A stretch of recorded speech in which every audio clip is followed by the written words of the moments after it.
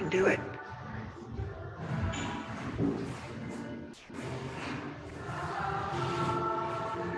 Yay!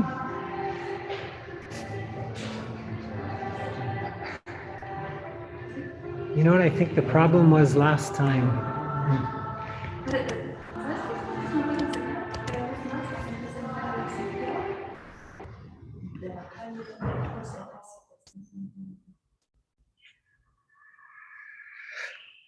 Equanimity, paramita, sustainable calendar.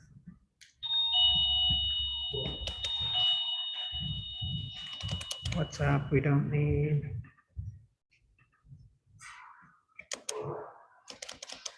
This. It may be this way.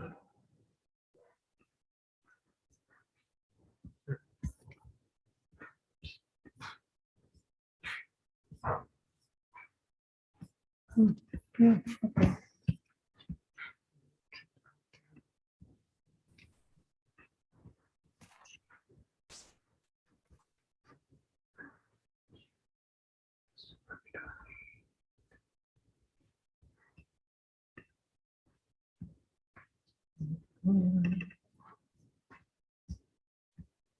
Everything working correct?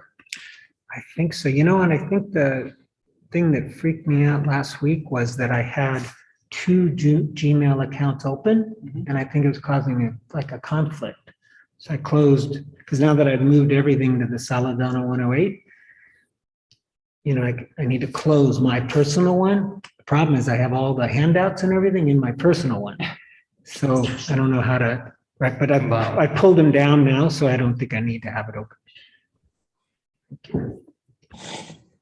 Oh, I hear voices. I hear sounds. Ah, Lara, welcome. Hello, Lara.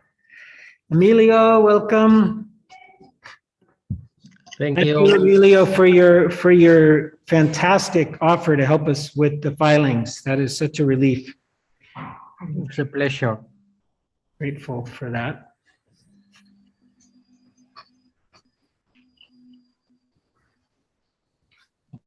Let's see here. Hello, everyone. How you doing? Hello, Nacho. You know, so they're not on the speakers though, even though I'm Bluetooth.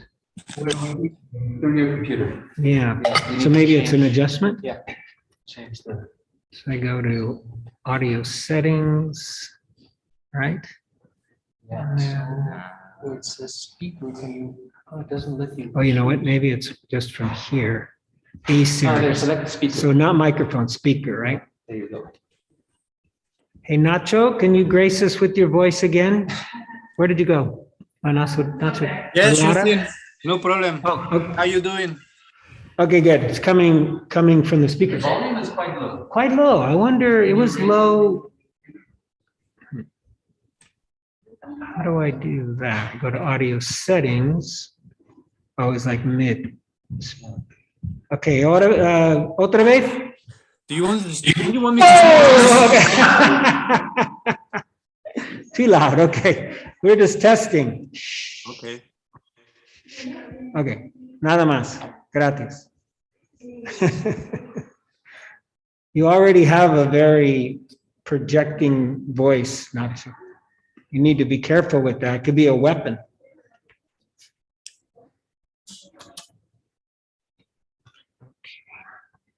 Okay.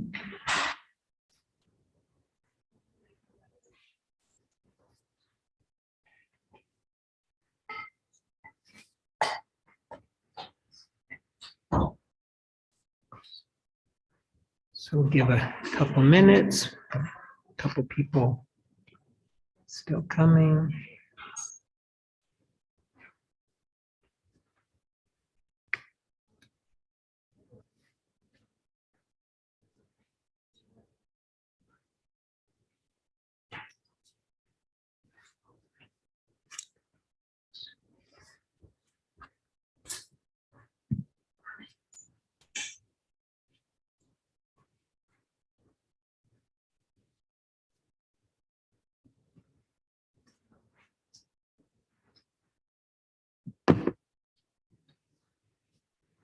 Damien.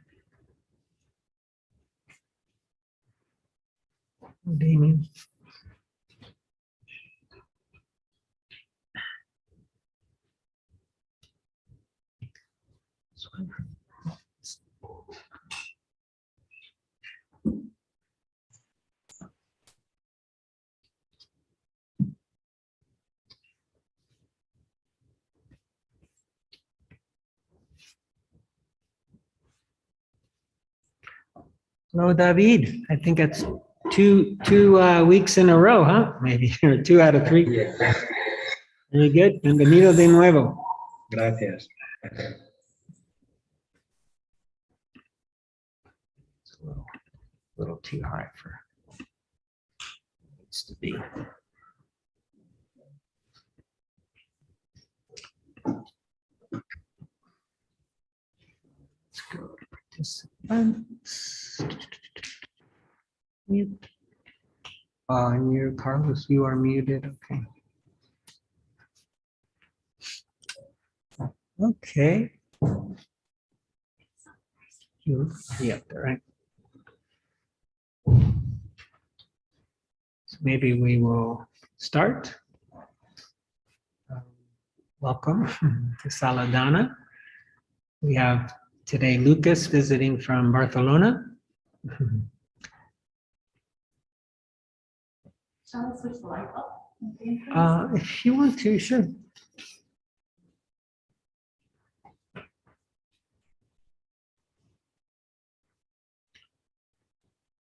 So we will continue talking about equanimity, the 7th factor of awakening, the 4th Brahma Vihara, the 10th Parami, very important state, equanimidad.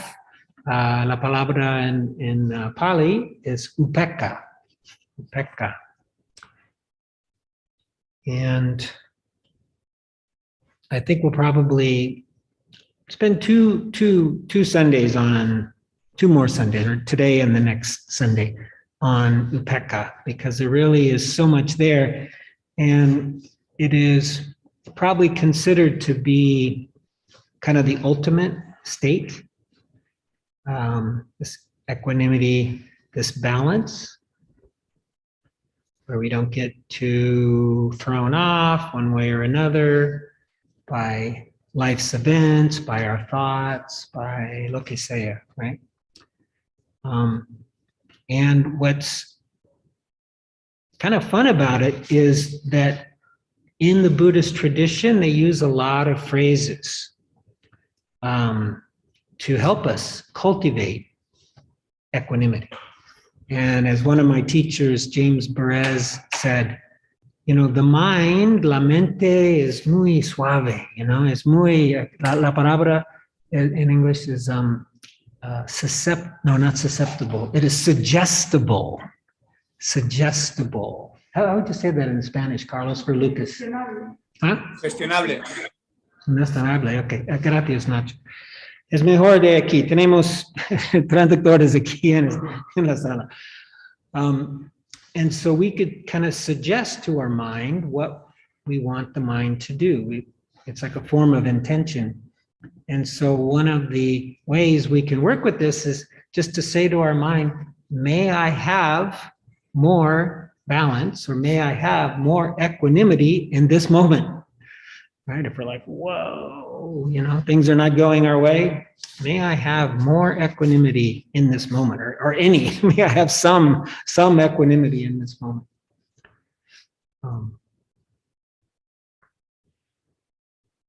And it can work. It really can work. You know, we don't have to wait till we get to the 7th factor to have some equanimity. So what I thought for our meditation that we're going to do 30 minutes, 30 minutos, in the final 10 minutes, we often have done what is called a choiceless awareness. Okay, conciencia sin elección. And with that one, we'd often let whatever arises be the object of our attention. But this time, what I'm going to suggest and what I'm going to offer is that you don't pick an object at all. So we would call this objectless awareness, or you could even call it objectless samatha. Okay, concentration practice, centering practice. And this is a upeka practice. This is an equanimity practice, to just be with lo que sea. Cualquier cosa surge, and we're just with it, right? So that'll be in the last 10 minutes, but for the first 20, we'll do more of just the traditional samatha practice, staying with the, starting with where we are, the body, and then the breath. Okay? Any questions? Preguntas? ¿Tienes una pregunta? Okay. So I will give a little instructions and then we'll be in silence. I should have done the face thing with my mask on because it doesn't recognize me.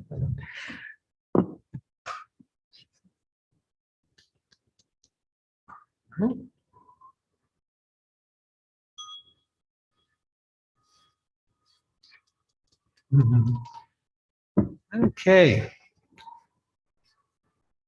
So let's find a comfortable posture. Encontramos una postura cómoda y recta con dignidad. Dignity like the Buddha.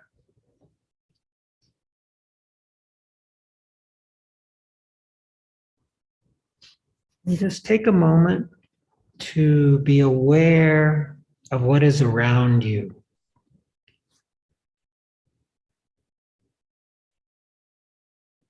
Here in Saladana, we can be aware of the other people, maybe the sound of the heaters, my voice. If you're in your home, whatever's around you in this moment.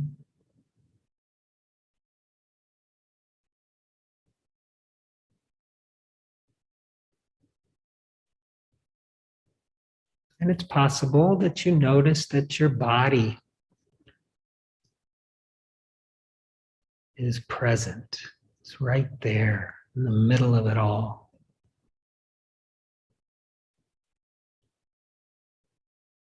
So let's find the body. Let's inhabit the body, feel the body, experience the body. And not as a concept, but as an experience, a tactful, experiential knowing.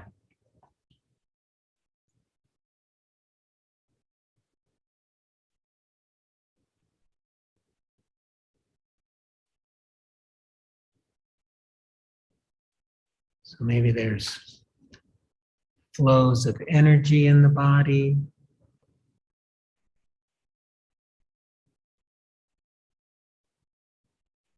Maybe you can feel the points of contact. The body's touching the cushion, the floor, the chair.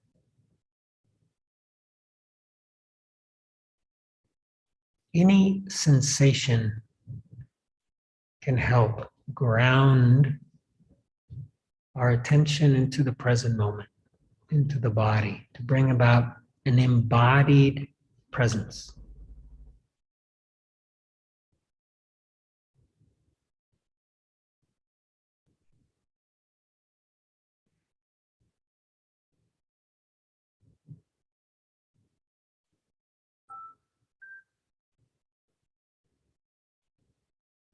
Experimentamos el cuerpo, las sensaciones corporales.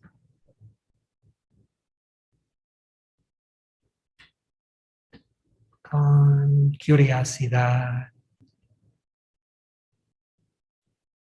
sin apego.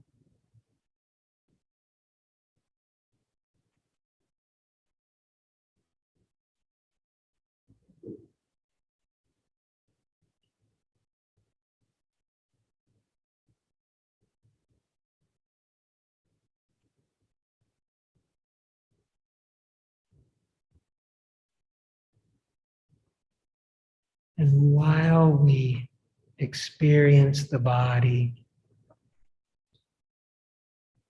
we are still aware of our surroundings. So we're pushing nothing away. We're allowing it all in. But in the primer plano es el cuerpo, está el cuerpo. Segundo plano, las cosas alrededor de nosotros.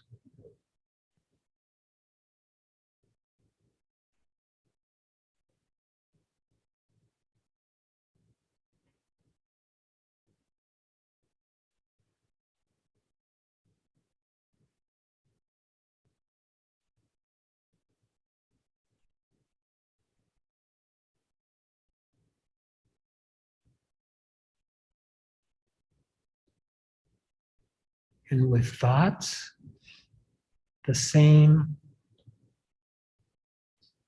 as the things in the room. We're aware of them, but we let them be in the background, which normally they'll just go away. You don't need to push them away, just keep coming back to the body. Intend to experience the body.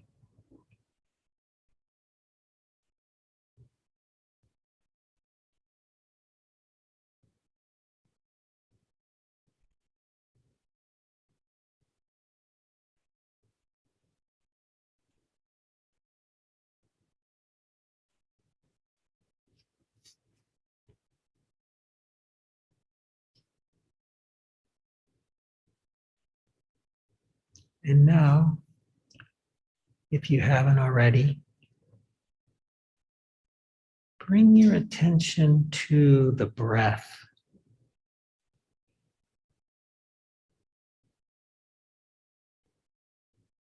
And not the breath as a concept, but the sensations caused by the breath.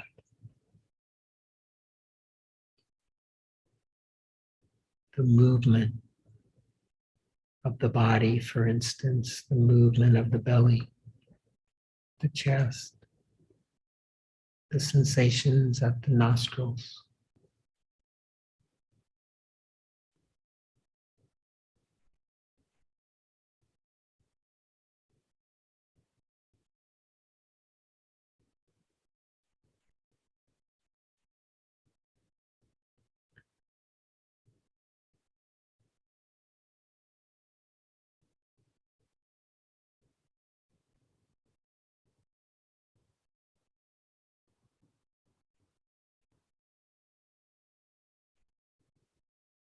And with the sensations of the breath in the foreground, las sensaciones de la respiración están en el primer plano. El cuerpo y las cosas alrededor de nosotros están en el segundo plano.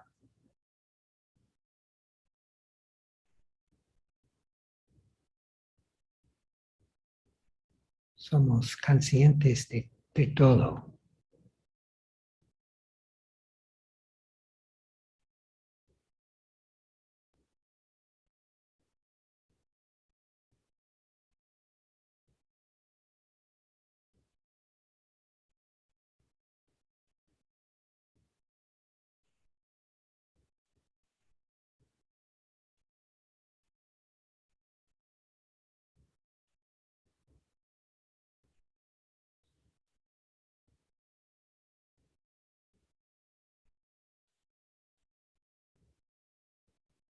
with the breath. If it's helpful, you can count the breath, count the exhalations, maybe up to 5 or 10 if you want. When you get there, or if you get lost, start again. This can help stay connected to the breath.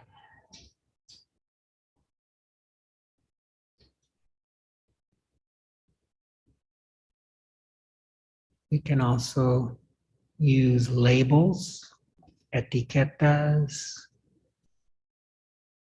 etiquetar la respiración, inhalando, exhalando.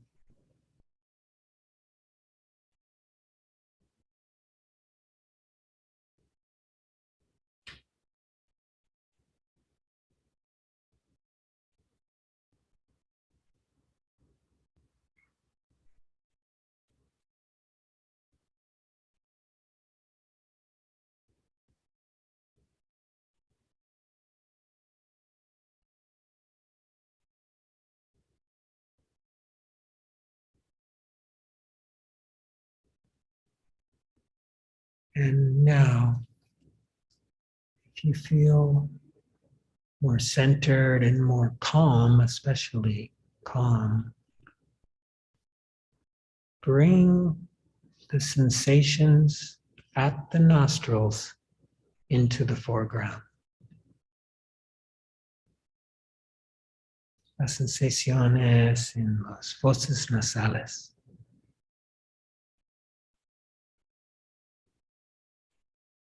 Están en el primero plano.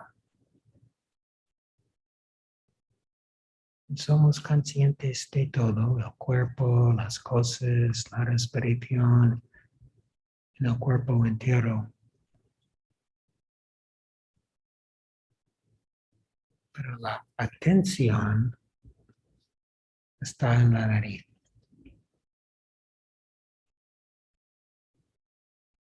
Estamos atentos en la respiración, en la área de la nariz.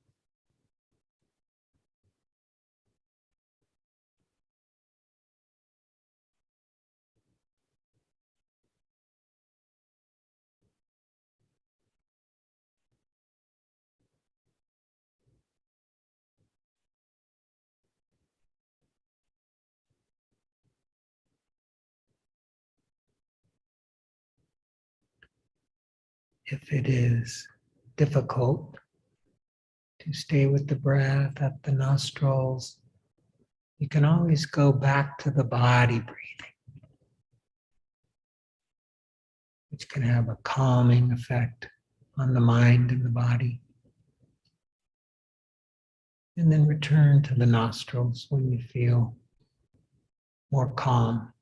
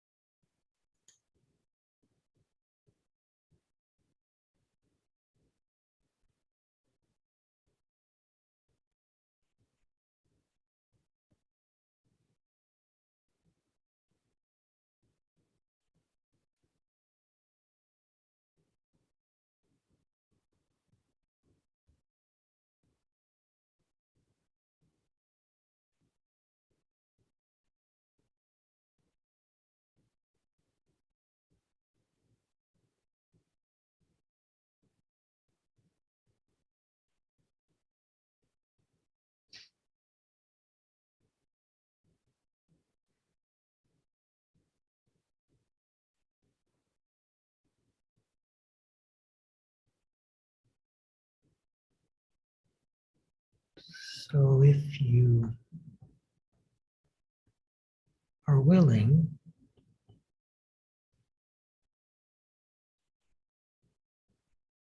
we can let go of the breath as the object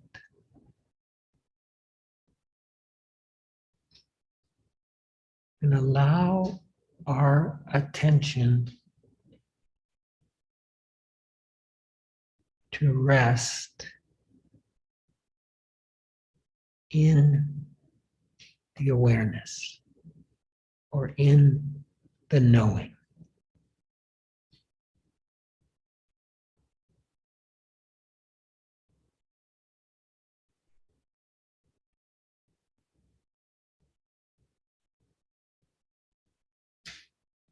So now we become aware once again of sensations in the body, sounds, thoughts, emotions.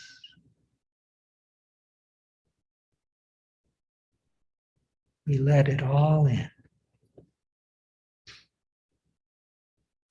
but nothing in particular is our object or our anchor. Just the knowing, the awareness. So sometimes this can get a little tricky, this transition, but you might put your attention into your head, especially the front of the head.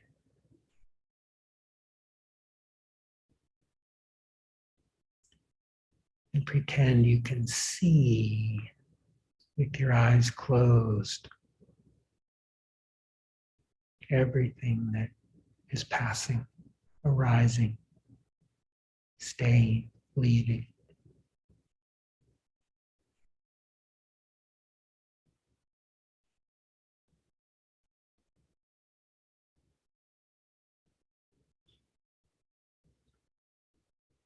Entonces, en este tipo de meditación, no hay un objeto fijo. La atención está consciente de todo a la vez.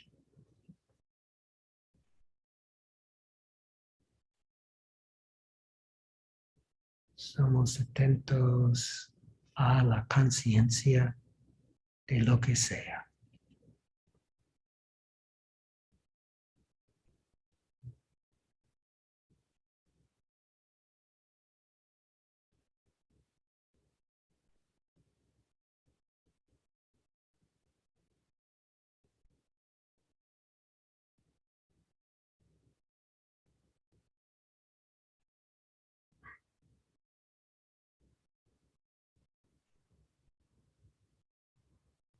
The breath is there.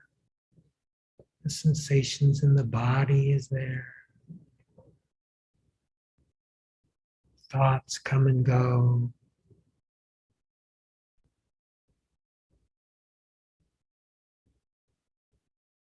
And we just sit and observe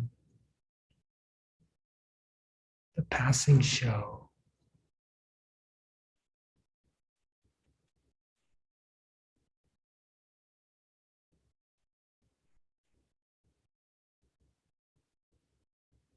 Observamos todos como fuera una película.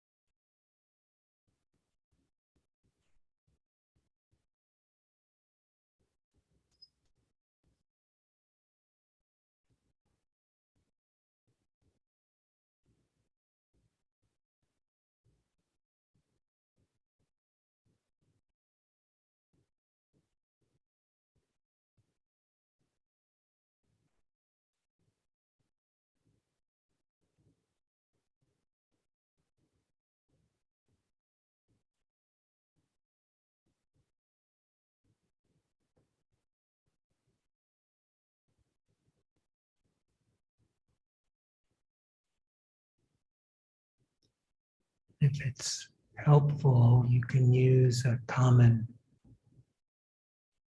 equanimity phrase.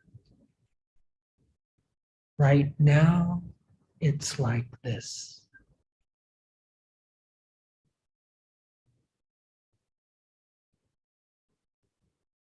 Ahora mismo es así.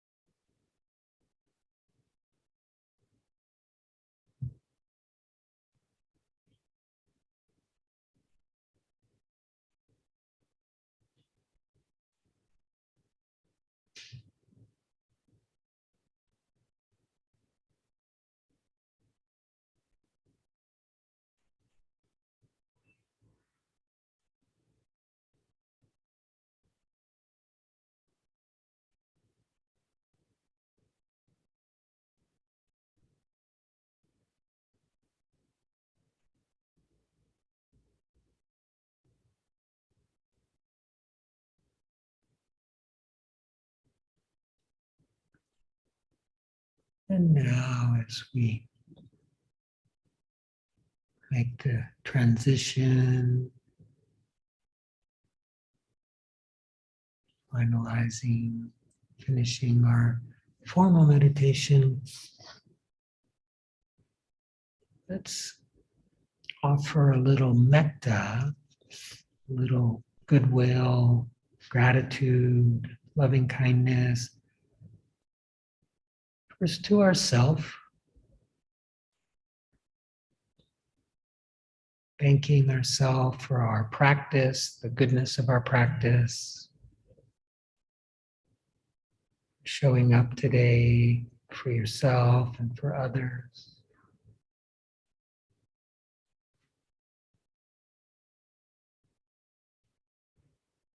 And then in your mind, thanking those around you for their practice, for also having shown up today, supporting our practice. And then taking this gratitude, this well-wishing,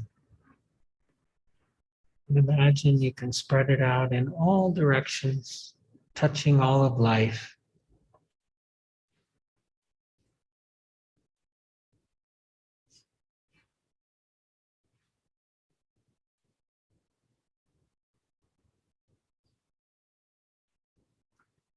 And then when you hear the sound of the bell, just noticing what might arise.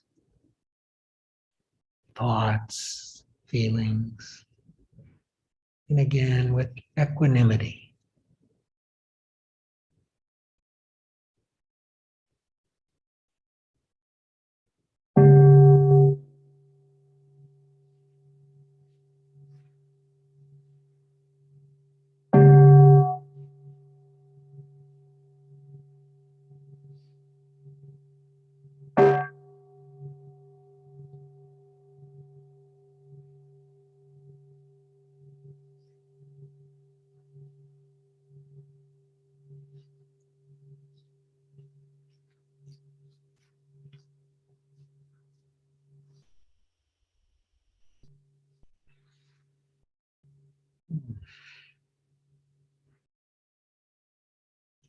Thank you all for practicing with us,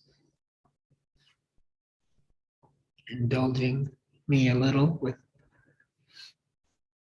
something a little bit different.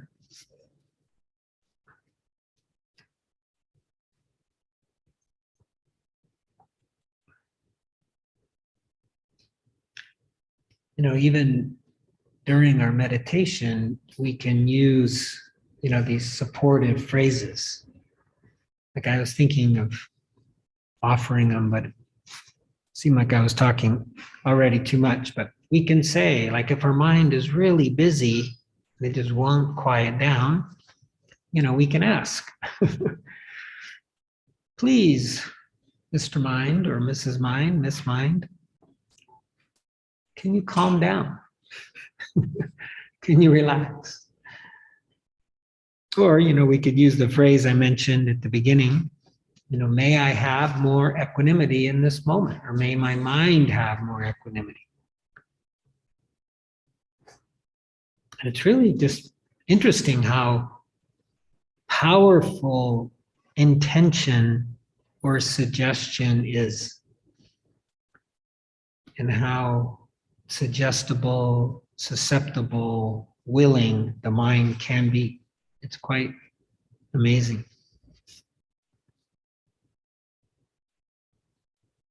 It's after a while, or maybe you don't really even need to use words. The intention is more just like an intention, right? It's just this energy. And so we have this like idea of intention, or this concept, or whatever it is, but then the mind will just naturally incline in that direction. And that's really what happens when we keep coming back, right? We keep coming back to our object, or in the case of the objectless one, we come back to nothing. But just that little process is really just intention. It's just facing in that direction, a little bit of like, I don't know if it's like ganas or what it is. It's just like a little bit of energy in that direction, and then things go in that direction. Now they don't stay there, because we have all of our causes and conditions, right, in the subconscious, unconscious mind, that after a short amount of time says, okay, that's long enough. Let's go back to what, I want to worry about or plan about or whatever.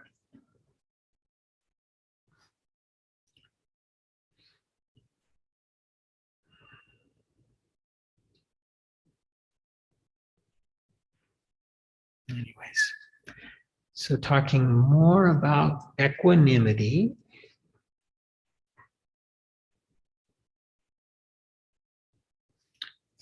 I'll bring up on the screen here a couple of the lists so you can see. So first we have what we're doing now, right? 7 factors of awakening, number 7 here. Equanimity, upekkha. Right? Which comes after samadhi, passaddhi.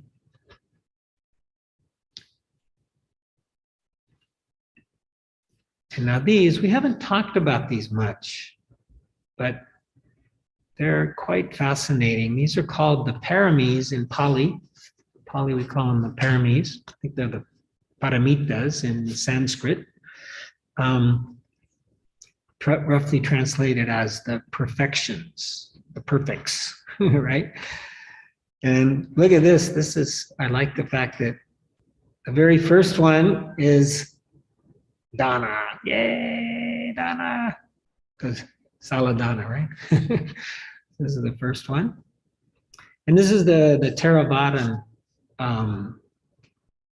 list.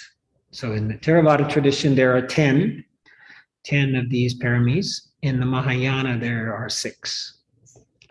But so here we have generosity, morality, renunciation, wisdom, energy, patience, truthfulness, determination, loving kindness, and equanimity. And it's considered really by some very important commentators that patience and equanimity are the 2 that are most important.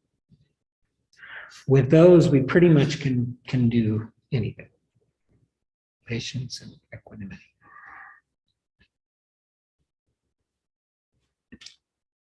And hopefully, you guys are seeing the changes, right, in pages? I hope so. Yeah. So Nacho helped me translate these a little bit better. But these are some of the phrases that I've received from other teachers over the years. We talked a little bit about them last week. But so I thought I would just repeat. This is one of my favorites. May I be at peace with your journey. Right? I think Nacho, or Nacho Lee, he had translated it as que esté en paz, but I left it at tenga paz, because you could say, may I have peace with your journey, or may I be at peace with your journey, either way. May I have peace and equanimity with whatever arises. And that really is kind of what we're trying to do. That's the goal. The goal of Buddhism, the goal of meditation is to be at peace and equanimity with whatever arises. Whether it's something fantastic, Real Madrid won, or it's really awful, Trump got elected. Or even more, like re-elected, right now. It's terrible. That would be you'd have to say this phrase a lot I'd have to say it a lot of times. May I abide in well-being. Beautiful. It's almost like a metta phrase, this one, right? Because we're offering that well-being, that metta to ourselves or to you. May you all abide in well-being. Yeah, habit. I didn't know that there was a Spanish habit. I thought that was like a French word, but Nacho threw it in there. I think I had more. May I abide in well-being in myself, in mí mismo.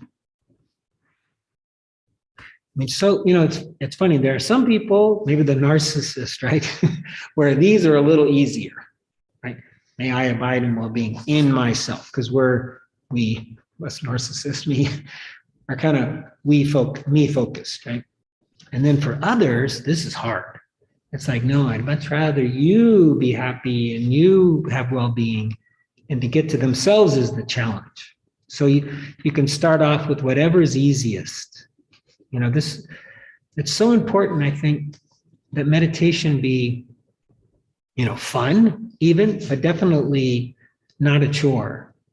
And we don't want it to be so uncomfortable that you don't want to do it. So if it's easier for you, like Lada always has this cat in the background. I love the cat. Maybe the cat is the easiest being for her to offer, and I'm just making this up, right? But offer equanimity to, right? May my cat abide in well-being, right? May my cat be happy. we start with that, and that kind of warms up the heart a little bit. We relax a little bit, and then maybe we can turn to ourselves. Whatever's easiest, go with whatever's easiest. It might be an ant, it could be the Buddha, Christ. Same with like we do in the metta. Same thing with the equanimity phrases. May I be free from hostility, free from affliction, free from anxiety. Who wants those things, right? And they're almost in a way like if you have a history of praying, like in the Christian faith or others, I guess, it's kind of similar, except we're not really asking God. We're more just putting it out into the universe, or we're suggesting it to our mind. Now, here are the ones that are a little bit more historical, and this is the one that caused a little bit of a discussion, which was wonderful last week. I was very happy that we had that. But like, I care for you deeply, but I cannot control your happiness or unhappiness. It's like this one is the one I have to use with my mother. Because I want her to be happy so badly, but it's just my wanting it isn't going to make her happy. Maybe a little. It might actually, when I say it, it might make her slightly happier that I want her to be happy. It would be worse if I didn't, Similar. Your experience is yours. The results of your actions, your karma, and not my wishes. And then this is the one that's probably the most historical that I know of. All beings are heirs of their karma. Their happiness or unhappiness depends on their actions, not my wishes. So if you're here in the room, which I don't know why I'm looking at you guys, if you're here in the room, I put the list on the board. So if you want to take a picture of it or whatever, and if you're not, and would like me to send you a list, I'd be happy to send you, that list. It might even, well, I don't want to say what it might be because I'm not sure. And, I used to use these phrases a lot more, and then I kind of got away from using them. Maybe because, again, like the intentions, eventually you don't need to use the word so much. You just kind of lean in that direction. But it's been a really good reminder for me to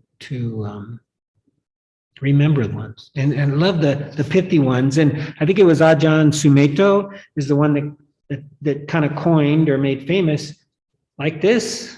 No, right now it's like this. Right now it's like this.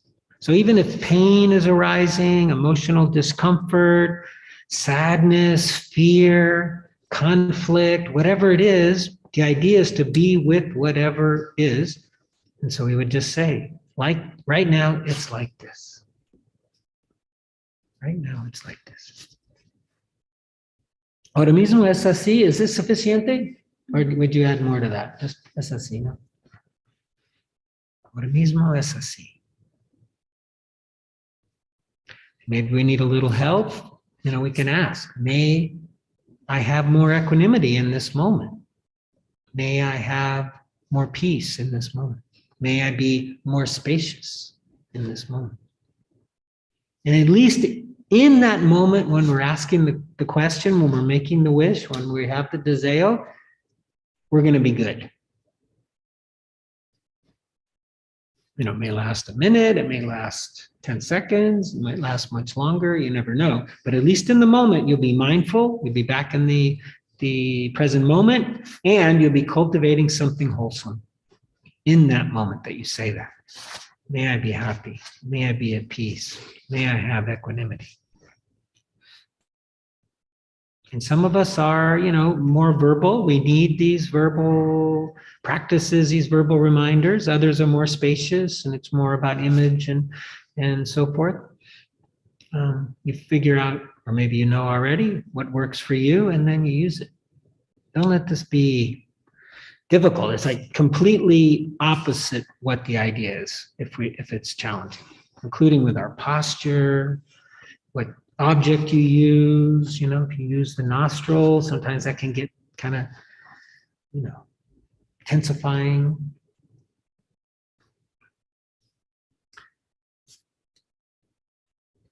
Okay, so now we're going to have a vote. We're going to have, so we could do one of two things. We can either do a walking meditation. Ooh, this might be a hard vote for you guys.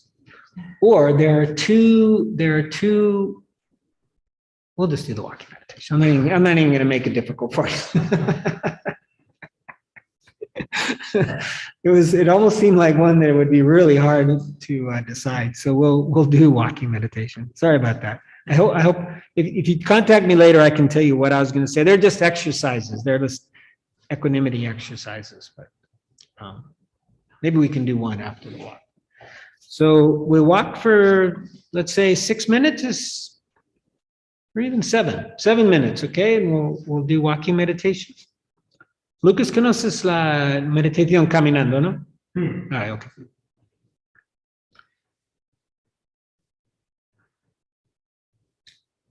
Okay, so I think everybody does, right? Yeah.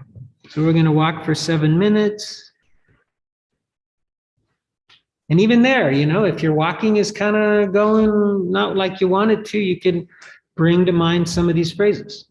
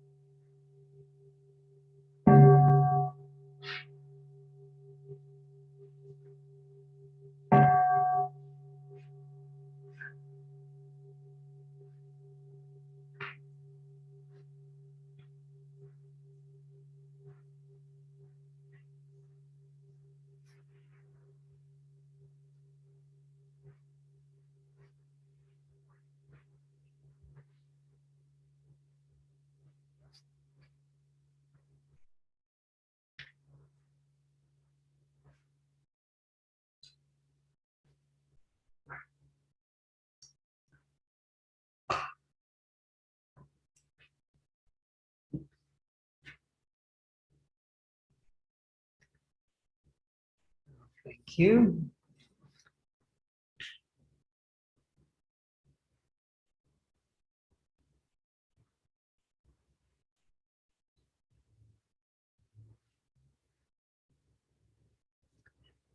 So I thought what we would do for the last few minutes is go back to Joseph Goldstein's book. There's two more sections, two or three, that I thought would be useful to read.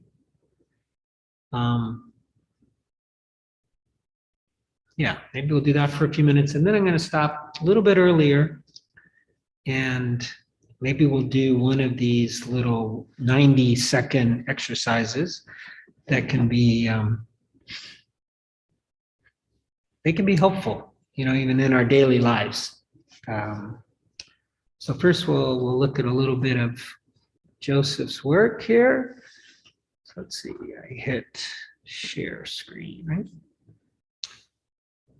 Where does it say Kindle? Here it is. So I gotta go back to where we were.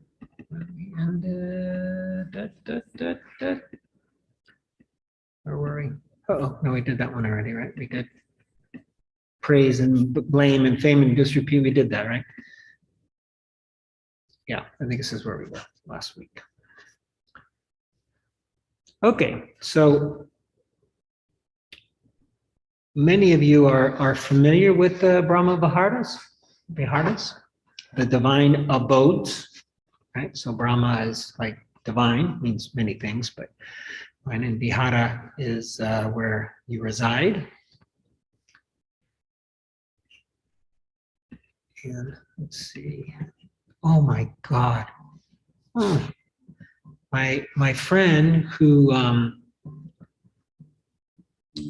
has joined us here, has stage 4 liver cancer, and he's just calling me. Son of a gun.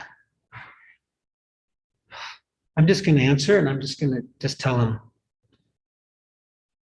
John? John, are you there? Where'd he go? John? Okay, guess I am. I'm not going to answer. That's, wow. So he was here before COVID. And in fact, for those of us who went to have Indian food, when we go down to Lava Pias on the left there, he sat at the end of the table. He has my age, like 2 weeks younger than me. And he's, as he put it, he's a goner, but he did chemo 2 days ago. And wow, he was calling me. So I'll have to call him back. And this is one, it's like, okay, I'm going to go right into Karuna. Let me just show you guys. Wait, what happened? So here, oh, I see what I'm doing. Every time I click it, it wants to go. What I want to highlight, I'm going to unhighlight this. How do I do that? Oh, X. Okay, so here are the 4 Brahma Viharas, right? So loving kindness, metta, which is what we do every at the end of every session here. And then there's karuna, compassion, that's the second one. And then there's what's often called appreciative joy or sympathetic joy or something like that, mudita. And then there's equanimity, upekkha. And the idea behind because like loving kindness, we're offering this goodwill to ourselves and others, and then we're compassionate for suffering, and we want to alleviate suffering, and we're happy for the happiness of others, right? So they all seem to have kind of a relationship with another or with ourselves.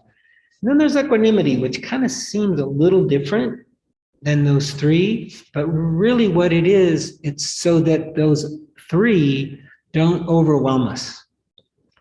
It's a practice so that we can offer goodwill with abundance.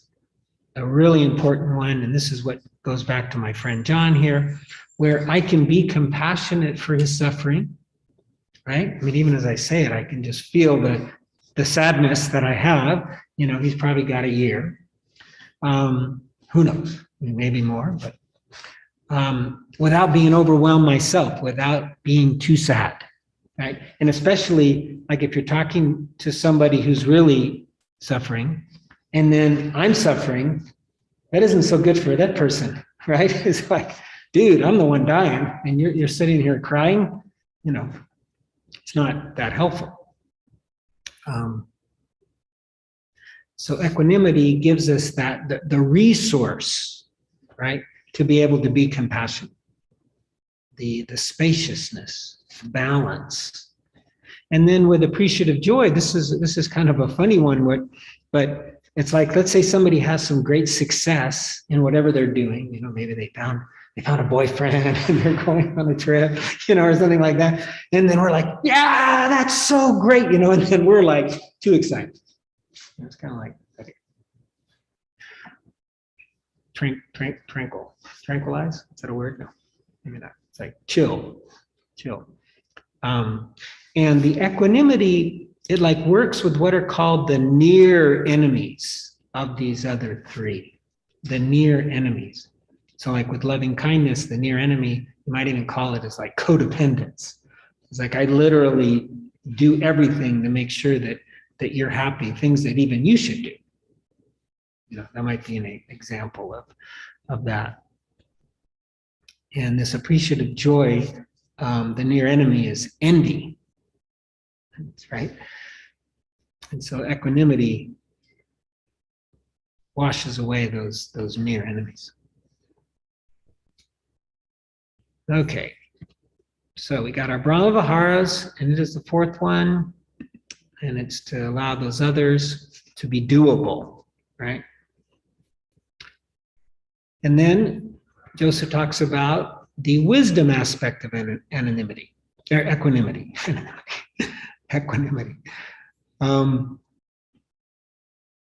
So this is an old saying from third Zen. Whoops, that was weird.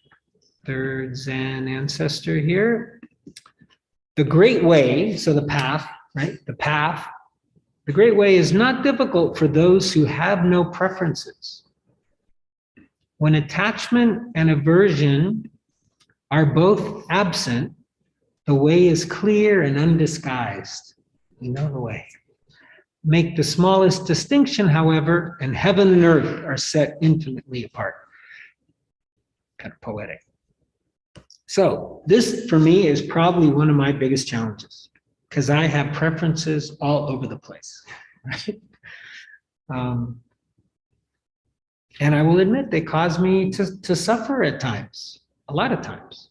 I like to use sports metaphors, right? And there's a sports game on in America today. Today is a day for the Super Bowl, we call it. So this is the championship of American football. Do we have any Americans here? So I'm the only American. Okay, I can't really share my preference. But this is a perfect example. So it's a team from California, which is my state, right, of the 50 states. And then the other team is from Ohio, which voted for Trump. and has actually voted Republican like the last 6 elections or something. Or no, not for Obama. It actually voted for Obama, I think. Anyways, so you got these two teams, LA Rams, Cincinnati Bengals. And so like a real aficionado, right, a sports aficionado is going to have a preference for one team or the other. And if their team wins, they're going to be happy for at least 3 hours. And if their team loses, they're probably going to be sad for a week or a month or whatever. And I'm so grateful. I feel like it's a blessing, from the heavens, that because I used to have a very strong preference for my basketball team. I had season tickets for 30 years for this basketball team. And they usually lost. And I suffered. And then they got good right when I moved here. Right? So I couldn't go anymore. I'm here, but they're winning. But thank goodness, thank the practice, but I suddenly became equanimous around whether they won or lost. Like, no me importa. And, you know, the near enemy, talking about the near enemy of equanimity is apathy. So that means that equanimity is not apathy. It doesn't mean we don't care. It just means that we care, but with balance. So like today, I do care. I hope the California team wins. But hopefully, in fact, I can tell. It isn't going to bother me one way or another that much. So this preference can, touch us in so many different ways, right?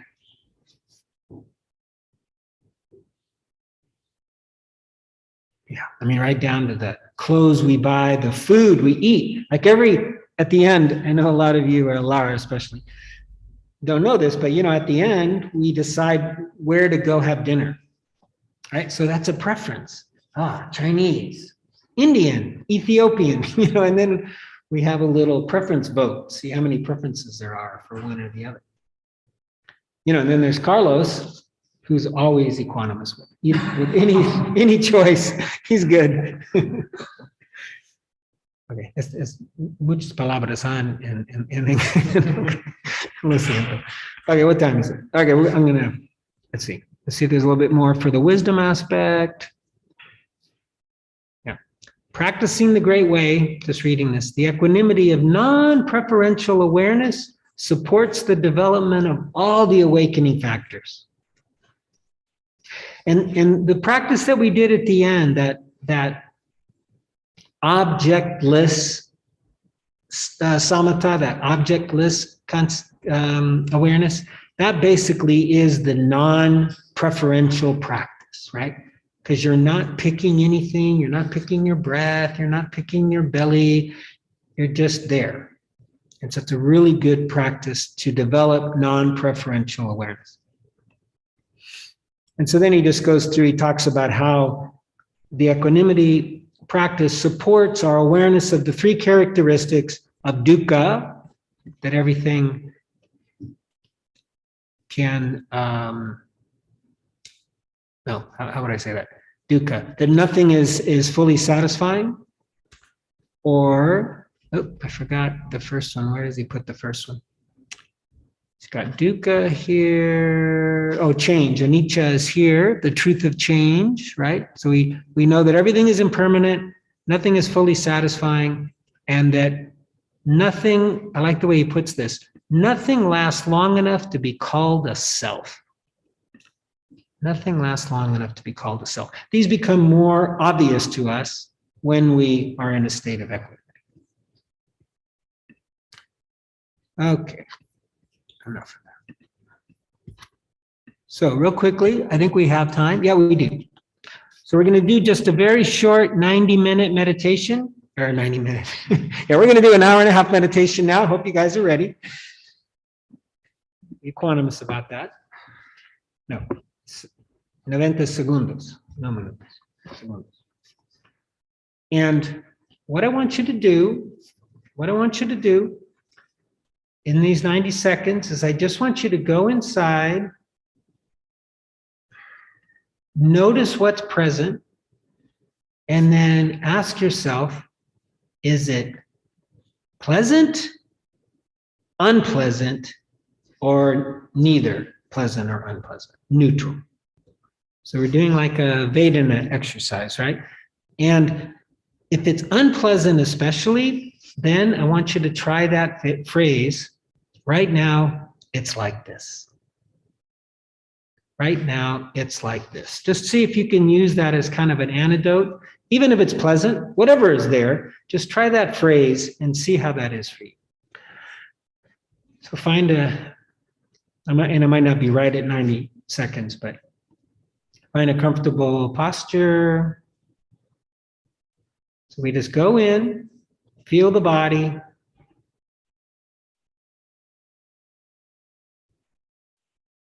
Whatever the first thing that we notice, is it pleasant,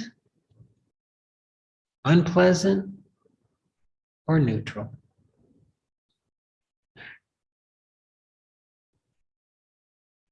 Right now, it's like this.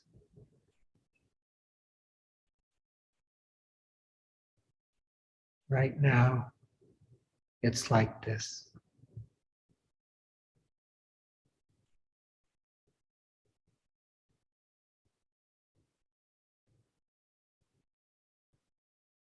Right now, it's like this.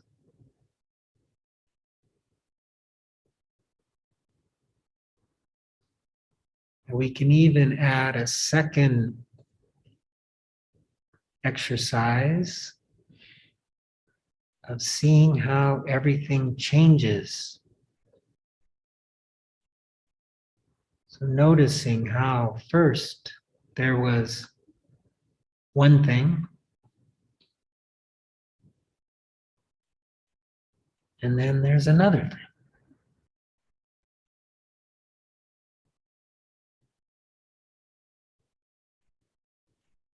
Right now, it's like this.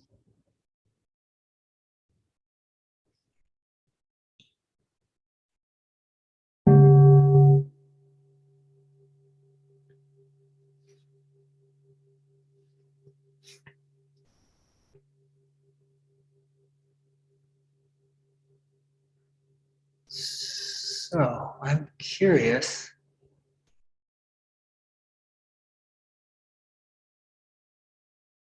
Whether anybody saw a change in their experience with the phrase.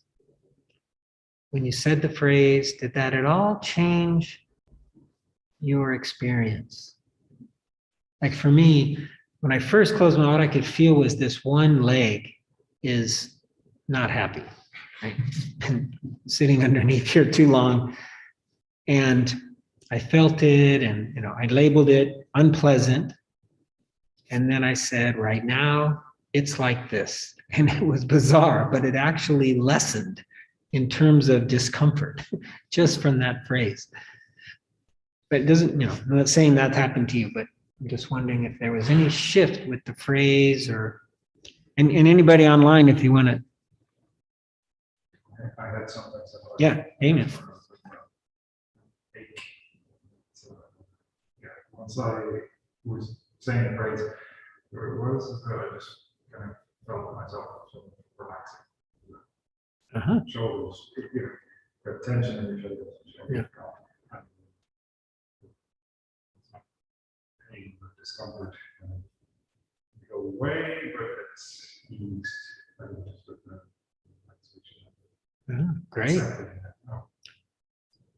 So Damien shared that he had comfort in your back, right? Yeah. And by saying the phrase right now, it's like this, he just kind of relaxed, and it isn't like the pain went away 100%, but it just sort of relaxed around it. And this is an example of the power of just these small little suggestions, these small little tools that we can use. And I'll just end with this. The pleasant, unpleasant, neutral, the reason this is the second foundation of mindfulness so important is because when things are pleasant, we grasp, we want more, right? On las cosas están, como dice, pleasant. Agradable. Es que no se espera, ¿no? Cuando es desagradable, la aversión. Y en la neutral, ignorancia, confusión, como esta. And so we can watch our behavior. We can watch us, I want more, preference, right? Or I don't want, I push it away. So they're very útil, very useful. Okay, we're out of time. So real quickly, we'll do a little metta closing. Do 4 phrases of metta, and then I'll take us out with a offering of the merit. So right now, it's like this, a couple minutes behind, which I don't like to be behind. I don't like to arrive late, and I don't like to keep you guys longer than I should. So right now, it's like this. I got to just accept it. Okay. Let's start with Lara's kitty cat. Let's start with a benefactor. Let's start with some being you really love, appreciate, look up to. Imagine this being in front of you here. May you be happy. May you be well.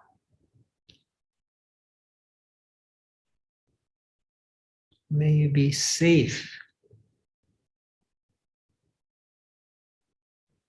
May you live with ease.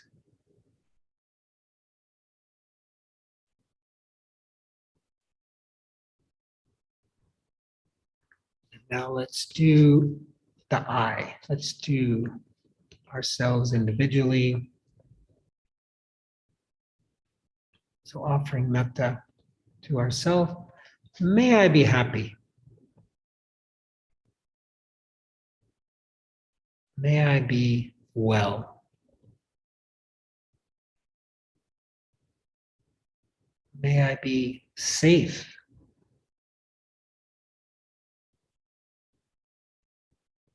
May I live with ease.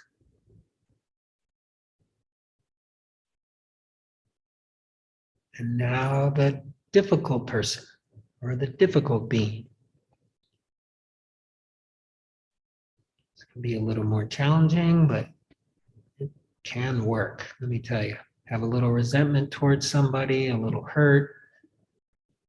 Just offer them some goodwill. May you be happy. May you be well.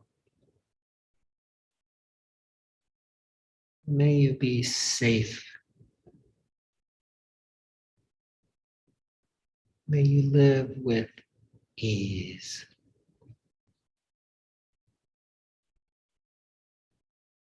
Finally, all beings, all directions, without exception. May all beings be happy. May all beings be well.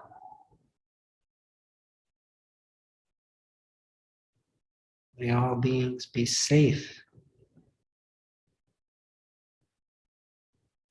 May all beings live with ease.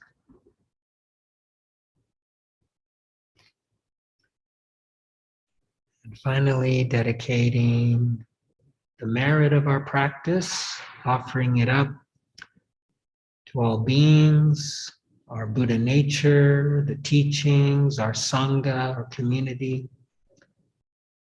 May all beings be happy and peaceful, healthy and strong, safe and protected. May all beings be free from suffering and the causes of suffering, free from war and violence, discrimination, racism, and coronavirus. And may all beings be at peace with their path, with their journey, with the way things are. May all beings be free.